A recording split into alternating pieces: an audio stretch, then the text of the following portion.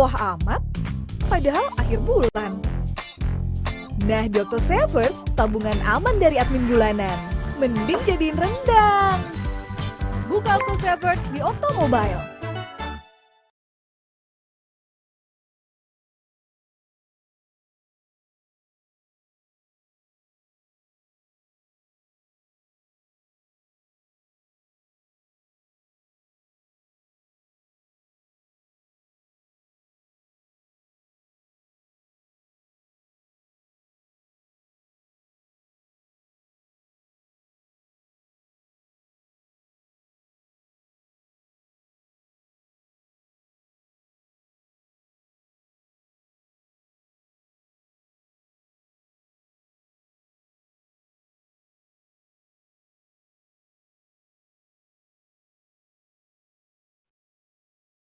Halo Tribuners, Anda sedang menyaksikan live update Tribun News edisi Jumat 15 Oktober 2021 sore. Kami akan menyajikan informasi terkini dari berbagai daerah yang akan dilaporkan secara langsung oleh reporter kami di lapangan. Bersama saya Diamita, inilah live update selengkapnya. Kita menuju ke kabar pertama Tribuners. Panglima TNI Marsikal Hadi Cahyanto bersama Kapolri Jenderal Polisi Listio Sigit Prabowo meninjau pelaksanaan serbuan vaksinasi pelajar di Surabaya pada hari ini Jumat 15 Oktober 2021. Kegiatan vaksinasi COVID-19 kali ini berlangsung di lapangan Tor Surabaya. Dalam peninjauan ini, Gubernur Jawa Timur Khofifah Indar Parawansa dan Wali Kota Surabaya Eri Cahyadi ikut mendampingi secara langsung. Informasi lengkapnya akan disampaikan oleh rekan jurnalis kami dari Surya, ada Bobby Koloway yang kini sudah tersambung bersama kami. Halo rekan Bobby. Ya, rekan Dea. Bobby, bisa Anda informasikan berdasarkan pantauan Anda tadi, ada berapa total dosis yang disiapkan hari ini, serta jenis apa yang digunakan? Baik, rekan Dea dan Tribuners dimanapun berada, pagi hari tadi pemerintah Kota Surabaya menggelar vaksinasi bekerjasama dengan TNI dan Polri yang mana menyasar 20.000 pelajar di Kota Surabaya. Vaksinasi ini menggunakan vaksin Sinovac yang rencananya akan dilaksanakan selama 2 hari ini dan besok. Stok vaksin yang digunakan oleh pemerintah Kota Surabaya ini merupakan stok dari TNI Polri yang juga berlangsung serentak bersama dengan 34 daerah di Jawa Timur. Ya. Oke, lalu bagaimana pantauan Anda terkait antusiasme para pelajar saat bertemu dengan Kapolri dan TNI yang juga langsung meninjau saat vaksinasi berlangsung? Baik, ya di sela-sela kunjungan tersebut, Panglima TNI bersama Kapolri sempat berdialog dengan sejumlah siswa yang sedang mengantri untuk mendapatkan suntikan vaksin di tempat tersebut. Beberapa siswa diantaranya sempat ditanyai tentang cita-cita siswa yang kemudian dijawab menjadi polisi. Nah, hal ini kemudian cukup menarik ya, sehingga Kapolri sempat mengajak foto siswa tersebut untuk menjadi motivasi sang siswa supaya lebih semangat dan mau untuk mengikuti vaksin. Ya, Dea. Baik, Bobby, lalu untuk hingga saat ini sudah berapa capaian vaksinasi di Surabaya sendiri dan bagaimana upaya percepatannya untuk selanjutnya? Ya, berdasarkan penjelasan Wali Kota Surabaya Eri Cahyadi, capaian vaksin di Kota Surabaya hingga saat ini mencapai 111% untuk dosis pertama dan untuk dosis kedua mencapai 85%. Sedangkan untuk vaksinasi pelajar untuk dosis pertama mencapai 80% dan dosis kedua mencapai 50%. Sekalipun telah mencapai di atas 100%, pemerintah Kota Surabaya masih memasifkan pelaksanaan vaksinasi khususnya untuk menyasar pelajar dan kalangan lansia. Pemerintah Kota Surabaya melakukan berbagai cara untuk memasifkan pelaksanaan vaksinasi, diantaranya dengan menyebar kendaraan mobil vaksin di sejumlah kelurahan di Kota Surabaya. Selain itu, vaksinasi massal dengan dosis besar masih terus dilakukan di beberapa spot Kota Surabaya, Adea. Baik, Tribuners, tadi juga rekan Bobby sudah berhasil mendapatkan keterangan dari Panglima TNI Marsikal Hadi Cahyanto bersama Kapolri Jenderal Listio Sigit Prabowo. Berikut kami tampilkan selengkapnya. Untuk memvaksinasi masyarakat rentan, lansia, anak-anak di atas usia 12 tahun dan difabel. Vaksinasi terbukti mampu melindungi masyarakat dari perburukan akibat terpapar COVID-19. Oleh sebab itu, akselerasi terus kita lakukan, baik di wilayah-wilayah yang capaiannya sudah tinggi, termasuk wilayah-wilayah aglomerasi. Dari rata-rata 2 juta sehari yang diharapkan oleh Bapak Presiden, dan kemudian di wilayah Jawa Timur sendiri yang berada di angka kurang lebih 300 ribuan ya kan. Ini tentunya harus terus ditingkatkan untuk mencapai vaksinasi 70% dalam rangka untuk kekebalan komunitas yang diharapkan. Alhamdulillah, vaksin yang selalu dilakukan di Surabaya ini membuat Surabaya bisa menjadi 111% dosis pertamanya, dosis keduanya 85%. Dan vaksin pelajar yang sudah menyasar pelajar itu sekitar 75%, 78%. Insya Allah akan menembus 80% dengan vaksin hari ini. Dan sekaligus juga dosis keduanya 50%. Lansia yang sulit, yang ada di rumah-rumah, kita lakukan melalui mobil vaksin. Kita beralih ke informasi berikutnya, Tribuners. Pemerintah Kabupaten Nrekang akan melakukan rasionalisasi jumlah tenaga honorer atau tenaga sukarela. Proses rasionalisasi ini akan dilakukan pada awal bulan November 2021 mendatang. Pemkab Nrekang pun telah membentuk tim penjaringan tenaga sukarela tersebut. Detail informasinya akan disampaikan langsung oleh rekan wartawan kami. Ada Aziz Albar dari Tribun Timur yang kini sudah bergabung bersama kami. Halo, rekan Aziz. Iya, halo rekan Dea. Bisa Anda informasikan apa sebenarnya alasan Pemkab Nrekang ini akan melakukan rasionalisasi atau pengurangan tenaga honorer ini? Iya, baik. Dari Pemkab Nrekang sendiri ini akan melakukan rasionalisasi tenaga honorer yang disebabkan karena adanya beban daerah yang cukup besar di tahun 2021 ini terhadap belanja langsung tenaga sukarela atau tenaga honorer. Belanja langsung tenaga honorer di Kabupaten Nrekang sendiri untuk tahun 2021 ini sudah mencapai hampir 25 miliar sehingga mendapat rekomendasi dari BPK untuk melakukan rasionalisasi. Seperti itu rekan Dea. Oke, lalu untuk jumlahnya sendiri sebenarnya ada berapa tenaga honorer yang akan dipangkas ini nantinya? Untuk saat ini berdasarkan hasil koordinasi kami dengan tim penjaringan dari Pemkab Nrekang sendiri, ini belum bisa memastikan berapa total jumlah tenaga honorer yang akan dipangkas. Hanya saja mereka memberikan sedikit bocoran bahwa sekitar 30% dari total sekitar 3.000 tenaga honorer yang ada di Kabupaten Nrekang saat ini. Oke, lalu apakah sudah ada solusi yang diberikan oleh Pemkab Nrekang sendiri bagi tenaga honorer yang kontraknya akan diputus nantinya? Aziz. Iya, baik. Jadi berdasarkan informasi dari saran dari Wakil Bupati Nrekang bahwa untuk tenaga honorer yang tidak lolos asesmen nantinya, mereka akan diberikan sedikit pembelajaran, artinya sedikit motivasi dan melalui pemberdayaan dengan bekerja sama dengan beberapa lembaga-lembaga pemerhati atau pemberdayaan seperti DLK dan lain sebagainya untuk memberikan pengetahuan dan penambahan keterampilan kepada tenaga honorer yang tidak lulus sesuai dengan bidang keahliannya. Sehingga ketika mereka kontraknya diputus, mereka bisa tetap membuka usaha dan akses perekonomian mereka tetap berjalan dan bahkan bisa membuka usaha untuk membuka lapangan baru bagi masyarakat lainnya. Seperti itu rekan Dea. Baik, Tribuners, tadi juga rekan Aziz sudah berhasil melakukan wawancara bersama Wakil Bupati Nrekang, ada Asman. Berikut keterangan lengkap yang kami tampilkan. Mulai tahun depan, insya Allah kita akan membuat sebuah aturan yang mengatur tentang itu. Dan ini juga kesemua adalah bagaimana kita merujuk pada peraturan pemerintah nomor 49 tahun 2018 dan juga atas rekomendasi BPK tentang bagaimana menrasionalisasi anggaran yang dibebankan karena tenaga sukarela ini. Nah, dalam menghadapi ini semua, insya Allah untuk bagaimana menentukan secara baik tentang posisi tenaga sukarela kita ini, kita akan melakukan asesmen untuk memotret terhadap potensi-potensi daripada tenaga sukarela kita sesuai dengan kebutuhan yang kita miliki.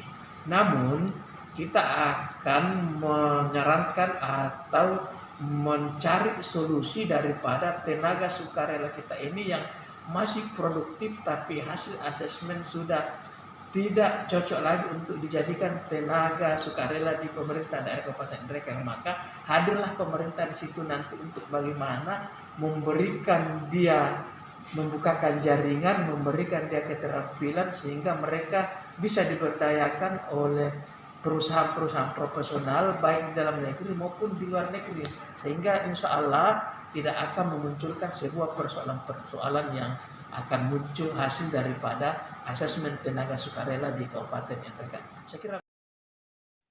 Kita beralih ke Sulawesi Tengah, Tribuners. Warga Desa Tolo mencegat Bupati Banggai Kepulauan atau Bangkep, Sulawesi Tengah pada hari Kamis 14 Oktober 2021 sore kemarin. Aksi ini dilakukan saat Bupati Tengah melakukan kunjungan kerja di wilayah Kecamatan Bulagi. Para warga mencegat Bupati dengan maksud ingin menyampaikan aspirasi mereka terkait adanya dugaan tindak pelecehan seksual terhadap anak di bawah umur.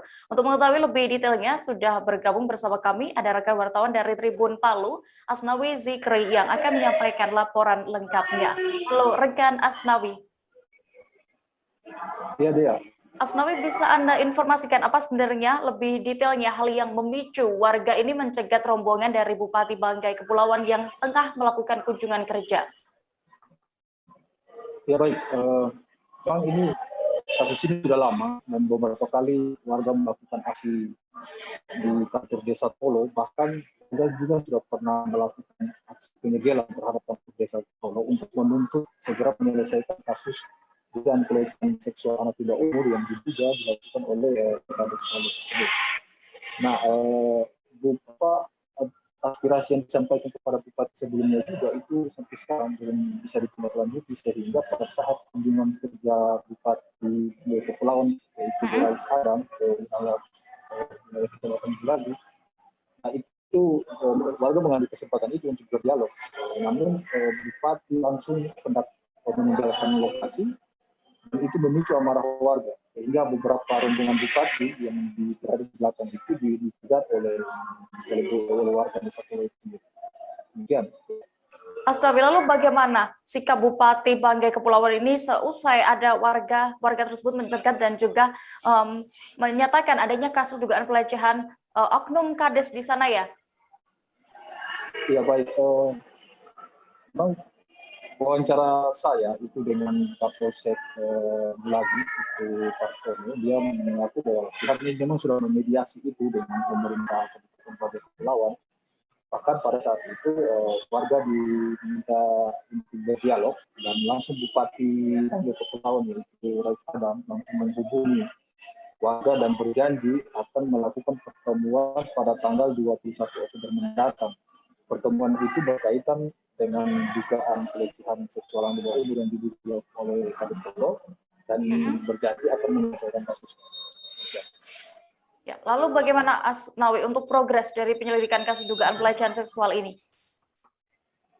Ya, Kapolsek Bulagi itu Partono, dia mengaku bahwa memang sebelumnya kasus ini dilaporkan oleh warga yang diduga dilakukan oleh Kades Tolo terhadap 2 anak di bawah umur di desa tersebut.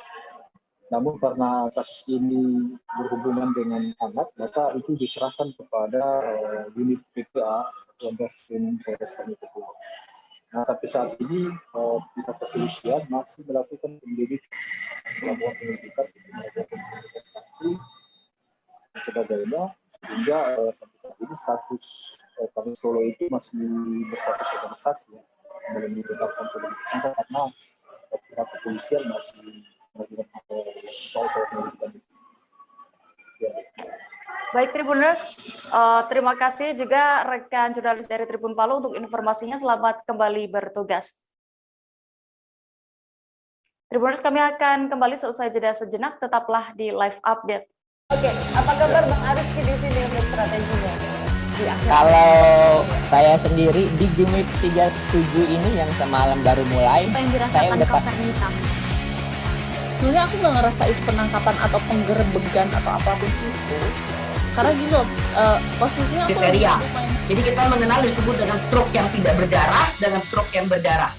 Stroke yang tidak berdarah itu biasanya ditandai dengan adanya penyumbatan. Kalau itu terjadi di sini mungkin pikirnya tidak ke situ kali ya. Tapi kalau di Korea atau di Kamboja itu ada beberapa paper yang saya itu mas, ya dulunya tukang koran. Oh gitu ya. Tukang koran. Ya, saya baca itu Pak. Tuh kan pernah baca kan? Ya. Jadi kalau saya jadi pangdam itu udah bersyukur banget. Si anak ini dijadikan sebagai tersangka begitu. Ya kalau ini kita bicara yang di luar kasus Sebongondo ya. Dengan nama hujan shower, di mana terdapat batas jelas antara daerah hujan dan tidak hujan yang biasanya terjadi pada fase awal mature stage atau tahap berbahaya dewasa. itu Kang.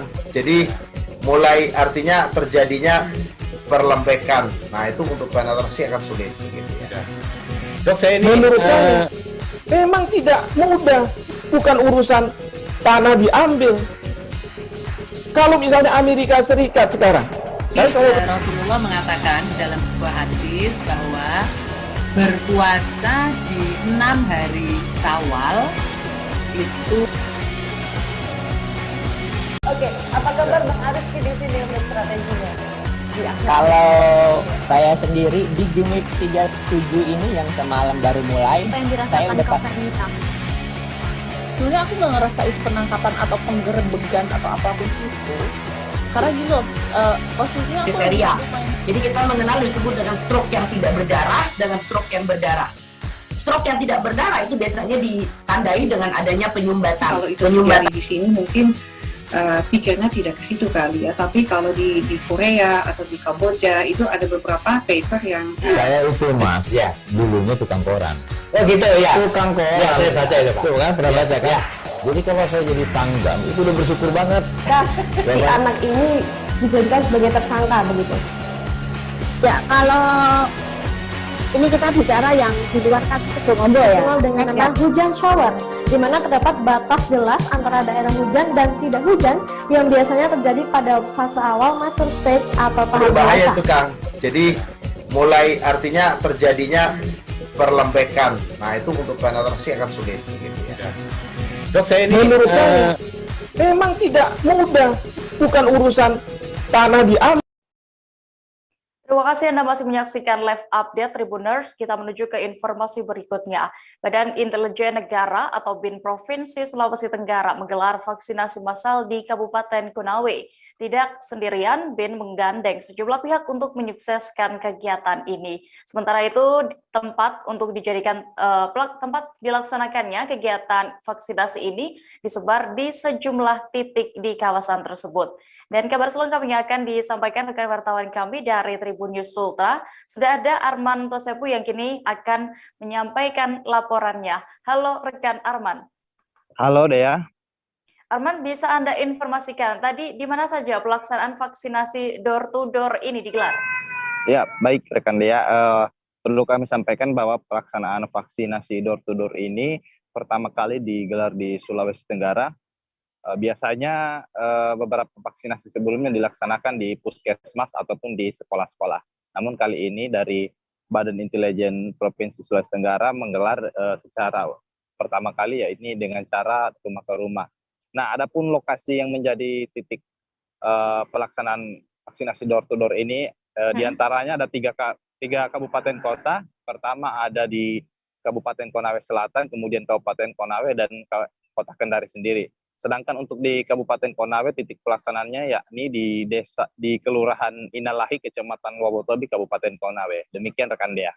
Oke, lalu dari unsur mana saja yang dilibatkan diajak kerjasama oleh BIN ini untuk menyukseskan vaksinasi ini? Ya, baik rekan Dea, dari informasi yang kami peroleh bahwa unsur-unsur yang terlibat dalam pelaksanaan vaksinasi door to door ini ada dari Dinas Kesehatan Kabupaten Konawe, kemudian dari pihak sekolah SMA Negeri 1 Wawotobi.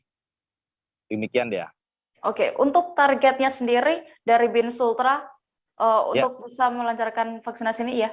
Ya, baik rekan Dea, dari informasi yang kami peroleh juga bahwa kemarin pada saat pelaksanaan vaksinasi, Kepala BIN Daerah, Bapak Brigjen TNI Raden Toto mengatakan bahwa pihaknya menargetkan sebanyak 5.500 yang terbagi dua dua jenis, yakni 2.500 ya. 2.500 itu untuk lansia dengan cara door to door ke rumah-rumah warga, kemudian sisanya itu untuk pelajar baik tingkat SMA ataupun SMP. Demikian rekan Dea. Oke, tanggapan dari warga sendiri dengan adanya vaksinasi door to door di Sulawesi Tenggara ini bagaimana? Ya, makasih rekan Dea. Ada salah satu warga kemarin yang sempat kami wawancarai bahwa menurut dia itu cukup membantu masyarakat dalam menggelar vaksinasi. Karena selama ini masyarakat salah satu kendalanya menggelar vaksinasi yakni jarak antara titik vaksinasi dan rumah warga yang cukup jauh, sehingga warga kemudian beralih mengurungkan niat untuk melaksanakan vaksinasi karena kendala yang tadi. Sehingga dengan adanya vaksinasi door to door ini, warga merasa sangat terbantu dengan pegelaran vaksinasi door to door ini. Demikian rekan Dea. Baik. Dan Tribuners, tadi juga rekan Arman sudah berhasil berbincang dengan seorang warga yang juga ikut dalam vaksinasi ini adalah Ode Lambu. Berikut keterangan lengkapnya kami tampilkan untuk Anda. Kami meminta sangat berterima kasih Pak ya dengan vaksin keliling ini, karena semacam bahwa kita butuh vaksin itu setengah mati sekali kalau umpamanya kalau tidak datangi begitu. Begitu Pak. Ini di daerah Bapak sudah berapa kali vaksin Pak? Baru 1 kali Pak. Baru 1 kali ini. Harapannya ke depan seperti apa Pak? Kalau umpamanya ada vaksin kedua, tolong kalau umpamanya ada kesempatan bisa datang lagi Pak. Oh, iya. Pas setelah divaksin perasaan Bapak gimana? Alhamdulillah sangat terkecuali mungkin sebelum divaksin tadi kayak deg-degan gitu. Iya. Tapi tidak apa-apa sekarang Pak ya? Tapi alhamdulillah bagus. Iya. Namanya Pak siapa? Laude Lamri Pak. Antusiasme warga desa di wilayah perbatasan di Kabupaten Pringsewu cukup tinggi untuk mengikuti vaksinasi COVID-19. Hal ini terbukti saat mereka mengikuti vaksinasi pada hari Selasa 12 Oktober 2021 lalu. Peserta vaksinasi yang diselenggarakan oleh Polres Pringsewu ini pun melebihi dari target peserta semulanya. Selengkapnya akan disampaikan rekan jurnalis kami dari Tribun Lampung, ada Didik Budiawan yang kini sudah terhubung bersama kami dan akan melaporkan selengkapnya. Halo rekan Didik. Halo rekan Dea. Didik, bagaimana pelaksanaan vaksinasi di desa perbatasan ini dari hasil pantauan Anda di lapangan? Dan siapa pelaksanaan vaksinasi ini? Oke Dea, Polres Pringsewu bekerja sama dengan tokoh masyarakat di desa perbatasan Kabupaten Pringsewu, tepatnya di desa atau Pekon Mataram, Kecamatan Gadingrejo, Kabupaten Pringsewu, dan desa ini berbatasan dengan Desa Pujo Rahayu, Kecamatan Negeri Katon, Kabupaten Pesawaran, dan pelaksanaan giat vaksin di desa ini baru kali ini dilaksanakan sehingga masyarakat antusias berbondong-bondong untuk datang mengikuti vaksinasi yang sebagaimana program pemerintah untuk penanganan pandemi COVID-19. Gitu dia. Baik, lalu ada berapa total dosis yang disediakan saat vaksinasi itu dan jenisnya juga? Oke Dea, sebelumnya vaksinasi ini disediakan dengan 40 vial atau 400 dosis, tapi karena antusiasme masyarakat tinggi dan masyarakat tidak ingin menghilangkan kesempatan kegiatan vaksin yang dilaksanakan di daerahnya, sehingga capaian vaksinasi di desa perbatasan itu mencapai lebih dari 100%, bahkan meningkat dari target semula menjadi 1.010 dosis atau sebanyak 101 vial, dan jenis vaksin yang diberikan adalah AstraZeneca. Begitu deh. Oke, lalu apakah vaksinasi di desa perbatasan ini nantinya akan dilaksanakan secara berkelanjutan atau bagaimana? Oke Dea, berhubung vaksinasi yang dilaksanakan kemarin masih dosis pertama, tentunya ke depan untuk pelaksanaan dosis kedua juga akan dilaksanakan di lokasi yang sama. Kemudian Polri bersama dengan pemerintah Kabupaten Pringsewu saat ini tengah gencar melaksanakan vaksin di desa-desa yang sebelumnya dilaksanakan terpusat di wilayah ibu kota Kabupaten Pringsewu, kini pelaksanaan vaksin sendiri menyasar masyarakat yang ada di desa karena kondisi capaian vaksinasi di Kabupaten Pringsewu masih rendah, dan untuk mengejar target minimal vaksinasi di Kabupaten Pringsewu supaya mencapai 50%, Polri dan pemerintah Kabupaten Pringsewu gencar melaksanakan vaksinasi tersebut hingga tingkat desa, ya. Oke. Tribuners, tadi juga rekan Didik sudah berhasil mendapatkan keterangan dari Kasat Sabara Polres Pringsewu, AKP Safri Lubis, dan juga tokoh masyarakat yang juga anggota DPRD Pringsewu, Anton Subagio. Berikut kami tampilkan selengkapnya. Kami laporkan, kita dari Desa Pringsewu kebetulan membuka gerai vaksin di Kecamatan Gadirejo di Banjarrejo, Mataram, di daerah perbatasan antara Kabupaten Pringsewu sama Pesawaran. Dari awal target kita cuma 200. Kita berterima kasih sama tokoh-tokoh masyarakat, sama Pak Anton dan seluruh aparat desa dan aparat PON dan lapisannya. Dari target 400 ini sudah tercapai lebih daripada 800. Lebih 800. Ya, jadi mudah-mudahan nanti sampai selesai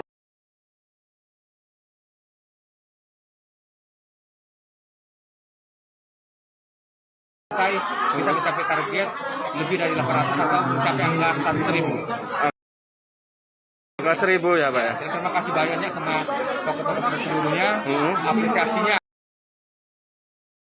melakukan vaksin terhadap masyarakat. Penggunaan vaksin ini kan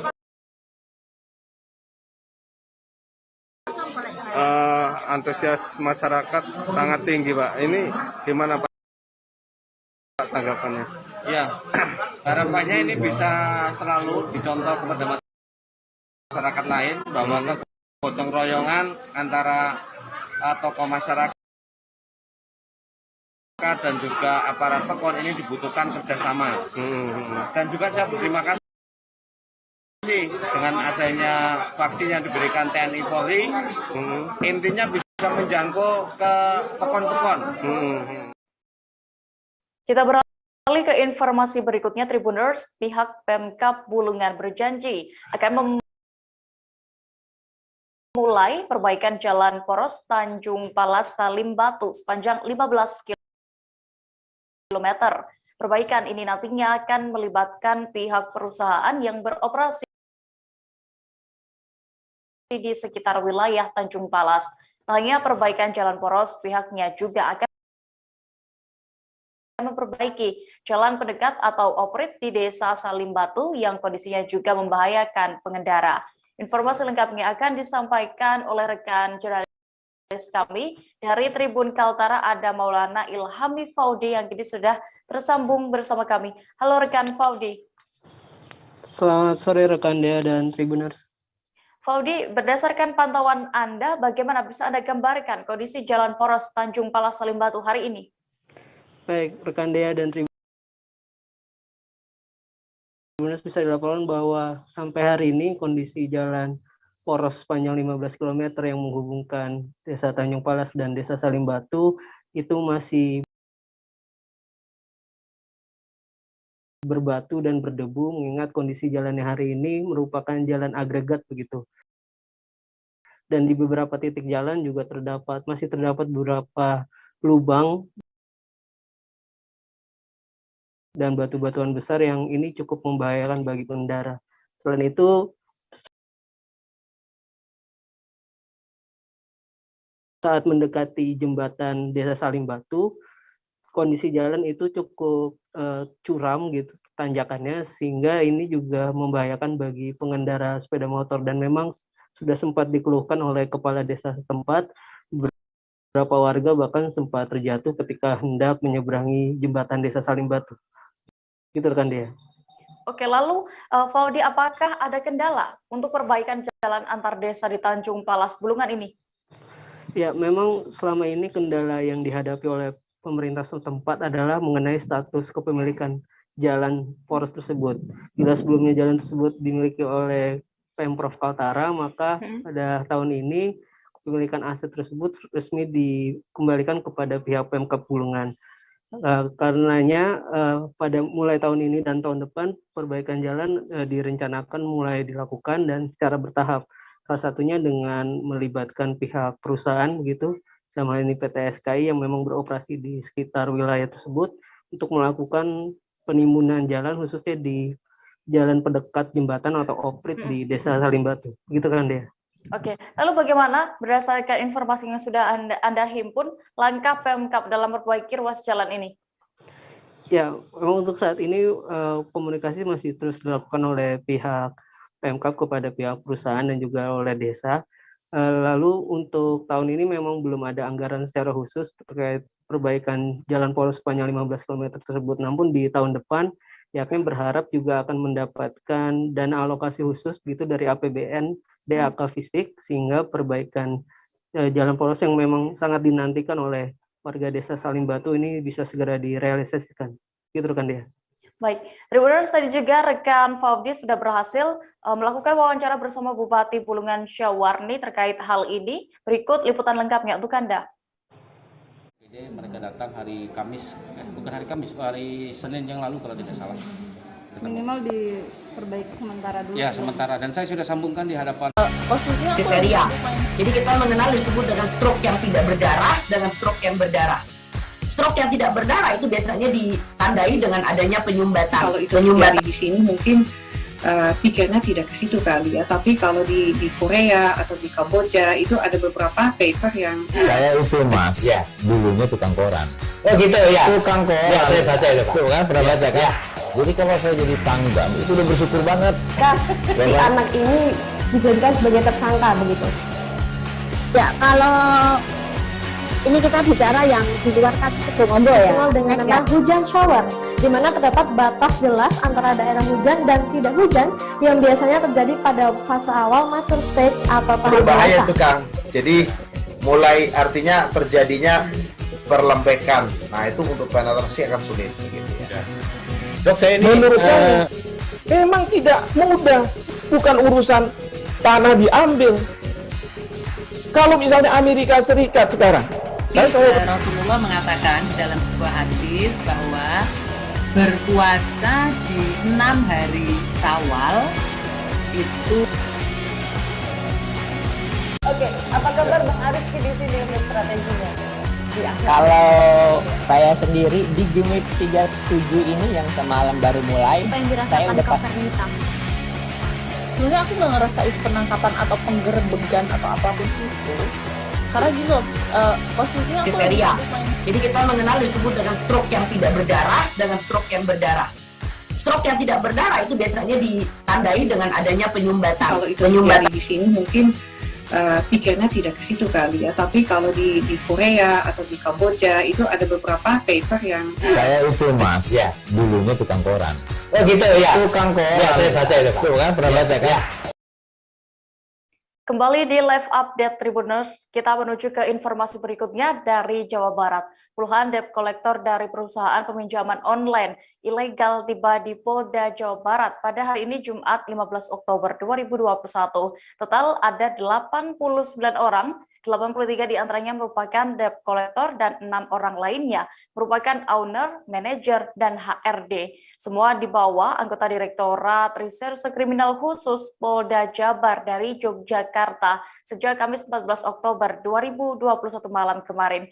Informasi lengkapnya akan disampaikan oleh rekan kami, jurnalis dari Tribun Jabar Aden Nasmi Abdurrahman yang kini sudah tersambung bersama kami. Halo rekan Nasmi. Ya, halo Dea.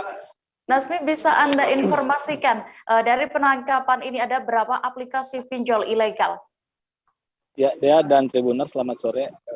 Dapat saya laporkan siang tadi Direktorat Kriminal Khusus Polda Jawa Barat berhasil menggerebek sebuah perusahaan berlokasi di Yogyakarta di lantai 3, dan perusahaan itu diketahui sebagai perusahaan pinjaman online ilegal.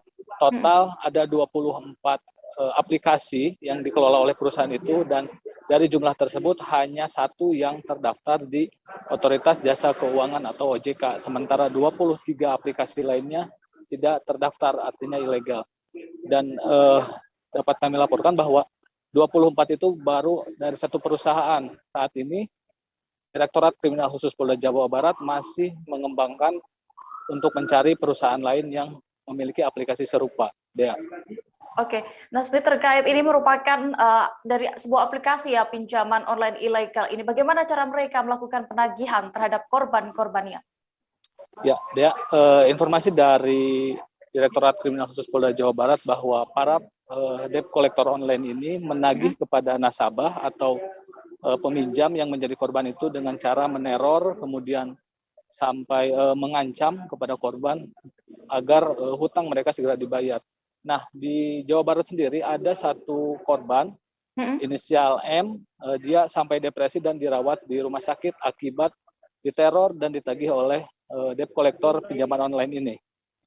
Dan Direktorat Kriminal Khusus Polda Jawa Barat juga mengimbau kepada masyarakat agar melaporkan jika merasa menjadi korban dan merasa diancam atau diteror oleh debt collector online ini. Dea.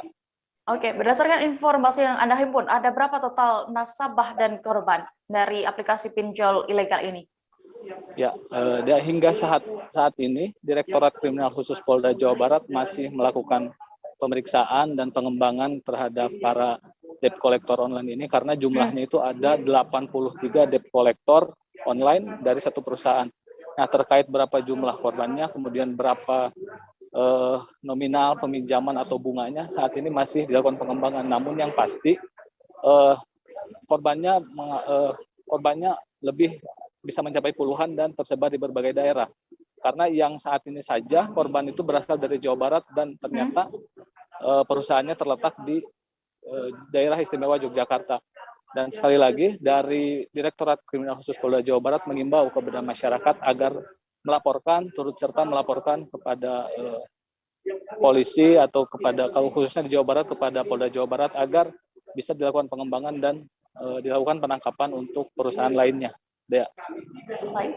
Tribuners, rekan jurnalis kami tadi juga sudah berhasil mendapatkan keterangan dari Wakil Direktur Reserse Kriminal Khusus Polda Jabar, AKBP Ronaldi. Berikut keterangan lengkapnya kami tampilkan. Yang bersangkutan kita sedang melaksanakan pemeriksaan, ya, pemeriksaan secara bersama-sama.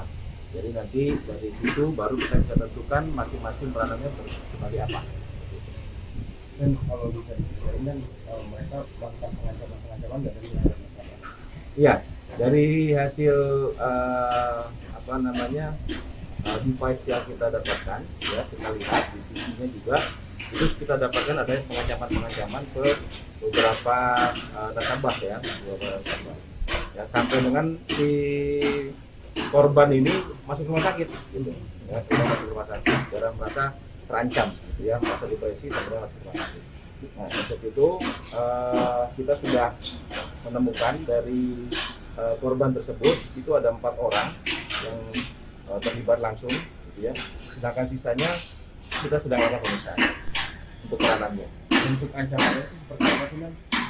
Ancamannya mengata-ngatai, ya, terus meminta, memaksa, gitu, untuk segera dilakukan pembayaran. Ada sampai teror seperti sinetron atau gimana? Masih di dalam, belum ada sampai saat ini, kita belum bisa dapatkan itu. Ya. Aset yang diamankan itu dari banyak.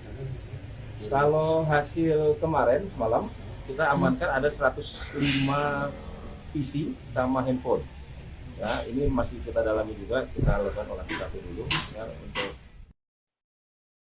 Kita menuju ke Kepulauan Riau, Tribuners. Seorang bocah 12 tahun tenggelam ketika berrekreasi di pantai Tanjung Buntung, Kota Batam pada Kamis 14 Oktober 2021 sore kemarin.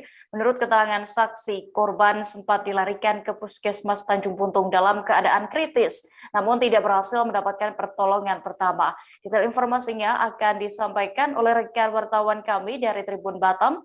Ada Hening Sekar Utami yang kini sudah bergabung bersama kami. Halo rekan Hening. Halo rekan Dea. Hening, bisa Anda informasikan bagaimana kronologi lengkap upaya penyelamatan korban tenggelam di pantai Tanjung Buntung pada Kamis kemarin? Baik rekan Dea, memang pada Kamis tanggal 14 Oktober 2021, tepatnya pada sore hari sekitar pukul 5, itu seorang anak berusia 12 tahun yang merupakan warga Kecamatan Bengkong, Kota Batam, mengalami kecelakaan ketika berekreasi di pantai Tanjung Buntung bersama keluarganya. Dan anak tersebut tenggelam, namun berhasil diselamatkan oleh keluarga dan digotong dengan menggunakan sepeda motor ke puskesmas terdekat, yaitu Puskesmas Tanjung Buntung. Tetapi ketika sampai di Puskesmas Tanjung Buntung, pihak korban tersebut tidak mendapat pertolongan langsung dari pihak puskesmas karena tidak ada dokter yang berjaga di puskesmas tersebut. Dan bahkan ketika dihubungi, dokter pun tidak merespon. Hingga 1,5 jam, kira-kira 1,5 jam berada di puskesmas, korban masih belum kunjung mendapat pertolongan. Alhasil pihak keluarga berencana untuk membawa ke rumah sakit, yaitu Rumah Sakit Budi Kemuliaan di Kecamatan Lubuk Baja, sekitar 20 menit dari lokasi puskesmas. Dan ditambah lagi ketiadaan supir ambulans membuat korban tidak dapat dilarikan ke rumah sakit dengan menggunakan ambulans secara cepat. Dan sesampainya di Rumah Sakit Budi Kemuliaan tersebut, korban sudah meninggal dunia. Demikian. Oke, Hening. Lalu terkait berarti ini merupakan kelalaian ya dari pelayanan puskesmas ini. Apakah sebelumnya warga di Bengkong sendiri juga mengeluhkan hal-hal seperti ini atau bagaimana? Baik rekan dia, benar. Menurut keterangan dari warga sekitar, kejadian ini bukanlah kali pertama. Sebelumnya juga beberapa warga sempat mengeluhkan kurangnya atau minimnya pelayanan di Puskesmas Tanjung Buntung. Sebelumnya juga ada warga yang terserang stroke maupun ibu yang melahirkan maupun kecelakaan tidak mendapat pertolongan secara cepat.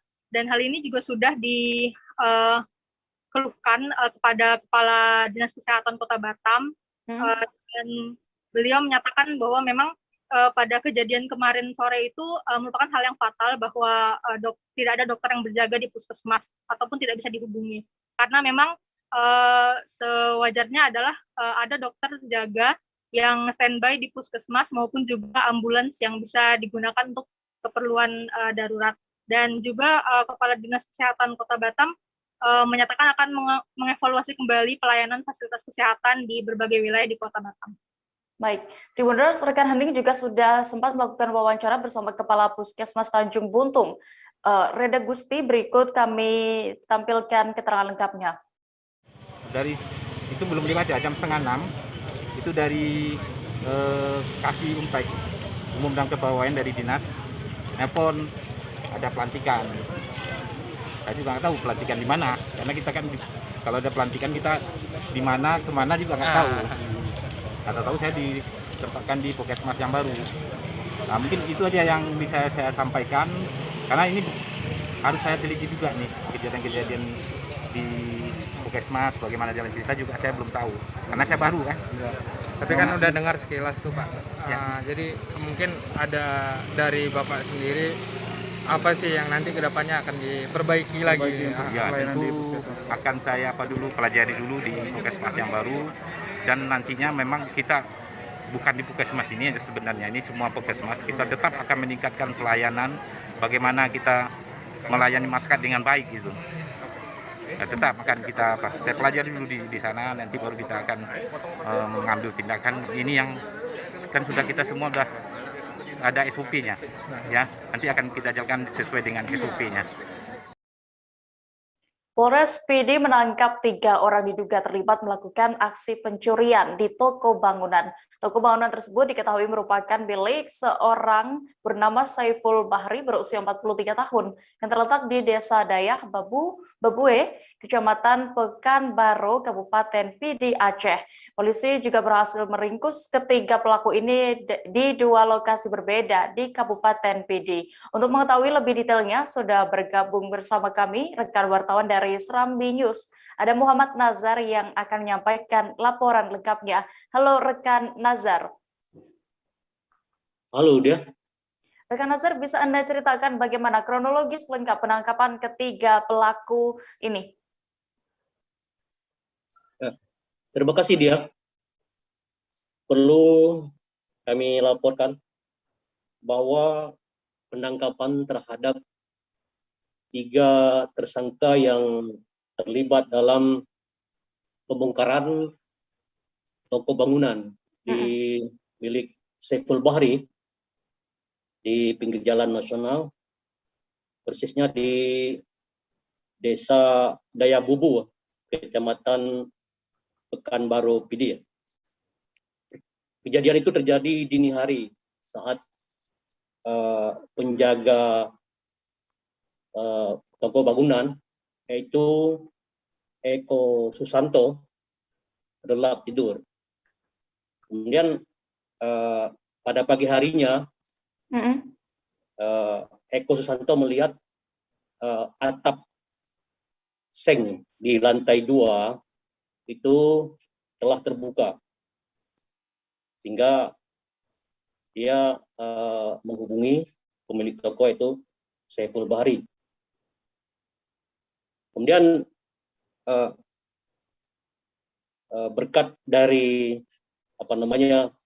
identitas, karena identitas pelaku yang pernah bekerja di toko tersebut, sehingga Eko Santo melacak keberadaan pelaku yang pernah bahwa pelaku sendiri ini pernah bekerja sebagai buruh bangunan. Kemudian penjaga toko Eko Susanto melacak keberadaan dari si pelaku ini, bahwa dia bekerja dalam bangunan yang bernama Wahyu. Kemudian setelah dia mengetahui keberadaan Wahyu, dia pihak penjaga toko dan bersama pemilik toko melaporkan kejadian itu ke polisi, sehingga polisi karena sudah mengetahui identitas dari pelaku, kemudian penyidik melakukan penyelidikan terhadap terhadap Wahyu, tukang bangunan. Berdasarkan keterangan dari saudara Wahyu ini, polisi berhasil mengidentifikasi keberadaan pelaku di Kecamatan Mutiara Timur, di desa Lada. Kemudian awalnya polisi menangkap pemuda NA, warga desa Pulau Luhuk, Kecamatan Gempang, Kabupaten PD Aceh. Dari nyanyian pemuda A ini, polisi juga menangkap rekannya bernama HD, warga desa Blang Tengah, Kecamatan Gempang, Kabupaten PD.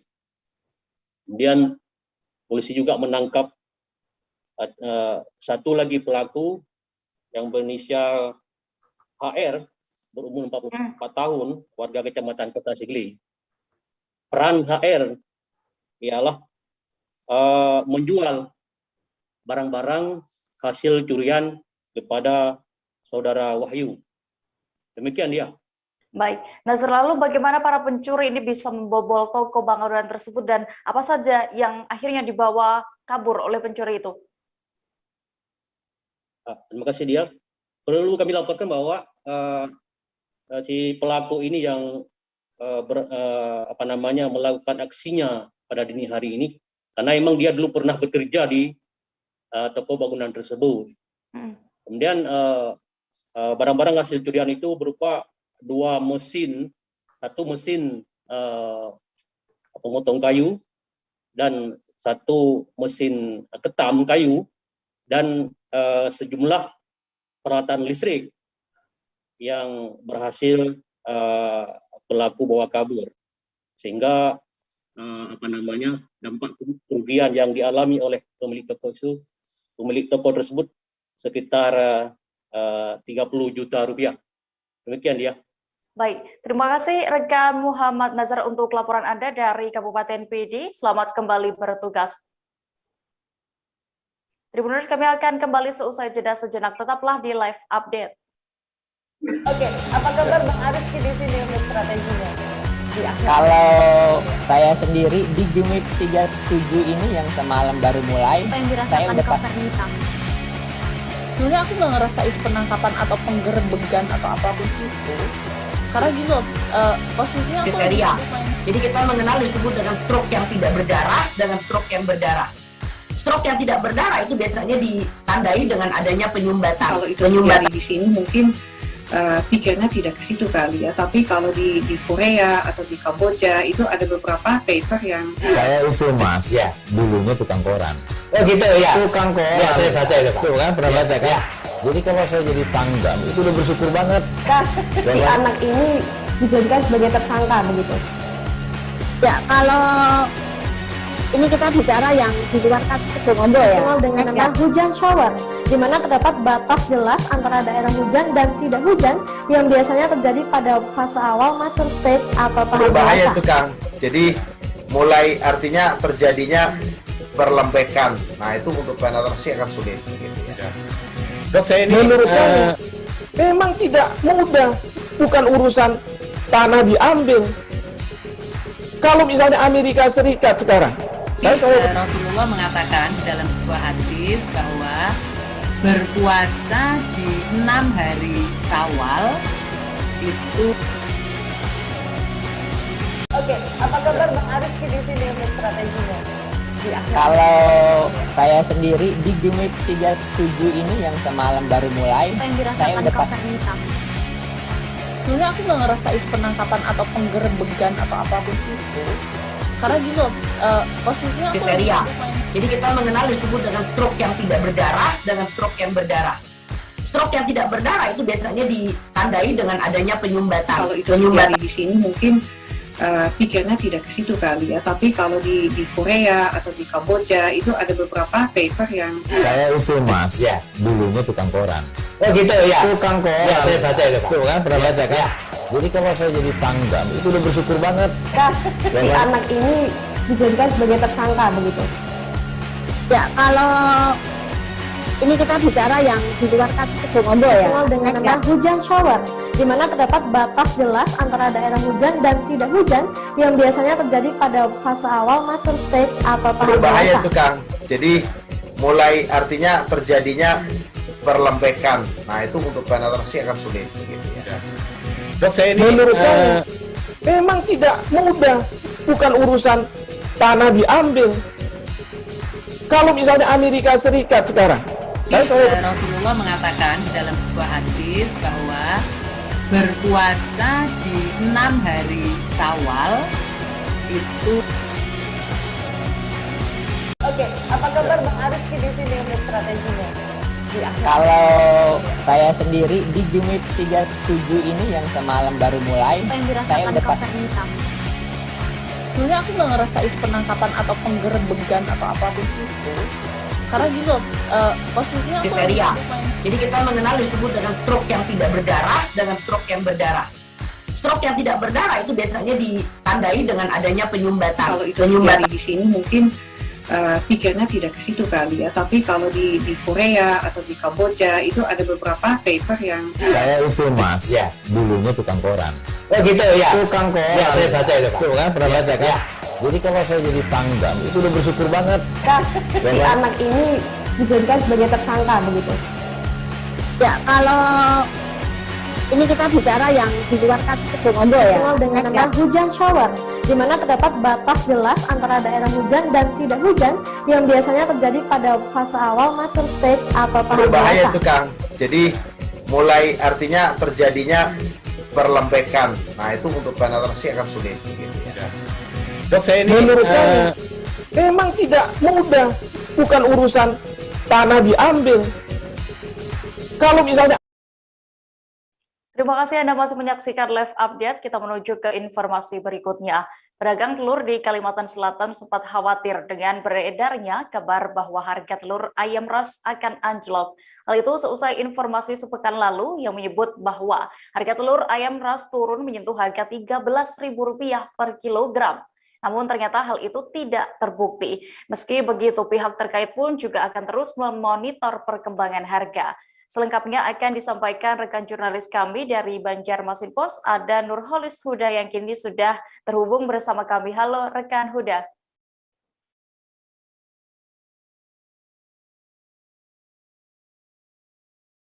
Halo rekan Huda, bisa mendengar kami? Ya, rekan Huda, bisa Anda informasikan bagaimana terkait harga telur ayam broiler atau ayam ras ini ya di Banjarbaru, Kalimantan Selatan? Ya, baik rekan dia, dapat kami laporkan harga telur ayam ras atau ayam broiler terpantau stabil. Harganya berkisar antara 20.000 per kilogram. Sementara untuk harga partai ini jauh lebih murah harganya, yakni 18.000. Demikian Mbak rekan dia. Ya, lalu bagaimana dengan harga seminggu sebelumnya di sana?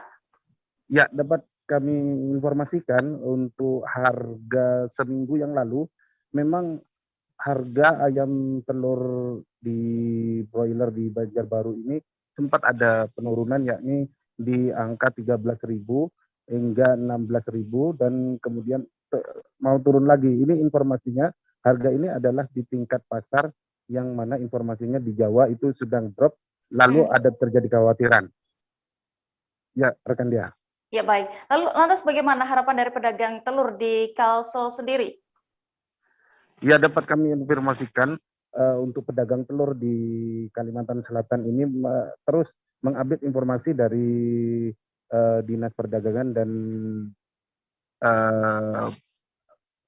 informasi yang berkembang bahwasanya harga ini harapan mereka itu tidak terlalu anjlok ke bawah. Harganya soalnya sempat sampai harga Rp14.000 ke bawah, dan ini tentu sangat meresahkan pedagang di Jawa, pedagang di Kalimantan Selatan, sebab telur-telur yang dipasok yang ada di Banjarbaru Kalimantan Selatan ini masih rata-rata dipasok dari Jawa sana, Mbak, itu. Dan harapannya dagangannya terus laku dan harga tetap stabil dan harga tidak terpengaruh dari harga yang ada di Jawa. Demikian rekan dia. Baik, Tribuners, tadi juga rekan Huda sudah berhasil melakukan wawancara bersama seorang penjual telur di Kalimantan Selatan. Ada Zainal Humaydi, berikut keterangan lengkapnya. Ya, ini untuk telur ayam ras ini harganya berapa, Mas? 20.000 per kilonya. Nah, itu untuk di acar ya, harga acar. Nah, untuk harga partai, Mas? Untuk 18.000, artinya masih stabil ya. Sebelumnya, minggu sebelumnya harganya berapa? Oh, 19 ya. Oh, memang turun 1.000. Oh. Ya, masih normal lah ini lah. Ya, kabarnya kan memang ada khawatiran harga telur nanti terus turun gitu. Nggak ada, Mas. Ternyata nggak terbukti ya. Nggak. Ini suasananya telurnya. Kalau di sini biasanya banyak yang beli telur di sini, Mas.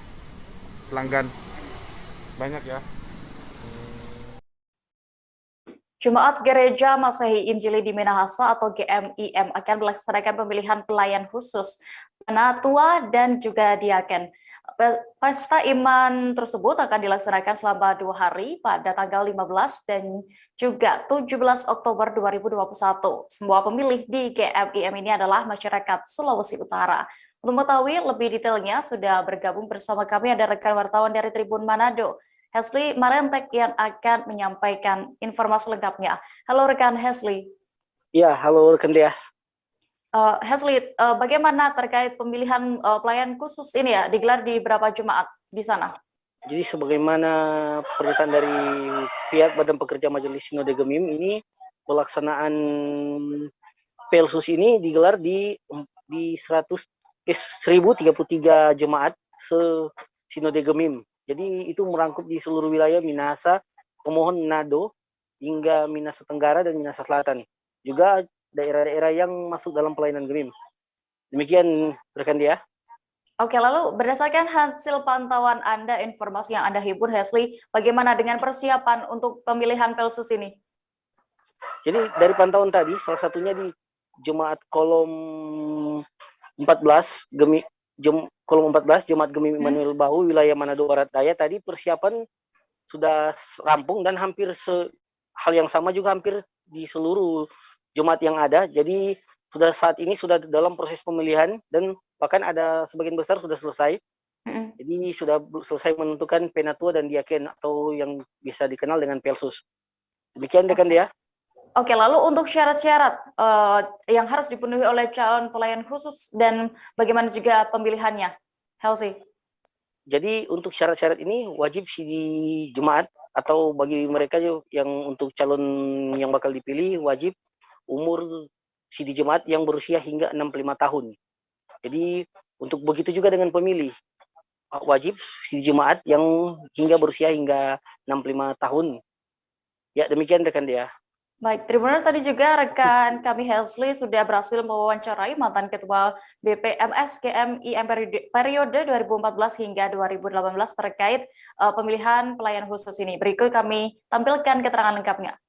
Saya mengundang seluruh anggota Sidi Jemaat untuk datang beribadah. Saya kira itu yang penting. Bukan cuma memilih.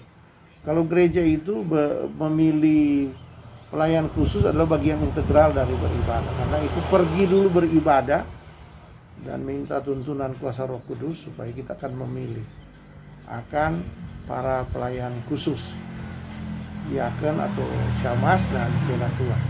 Kira itu yang paling penting. Sebagai mantan ketua sinode saya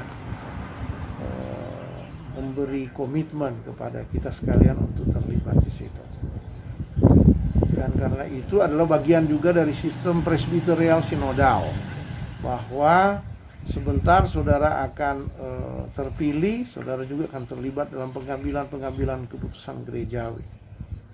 Dan oleh karena itu mari kita terlibat dalam pemilihan pelayan khusus syamas penatua atau diaken dan penatua di hari ini tanggal 15 Oktober jam 3 dan kemudian di hari Minggu untuk Kompelka Bipra.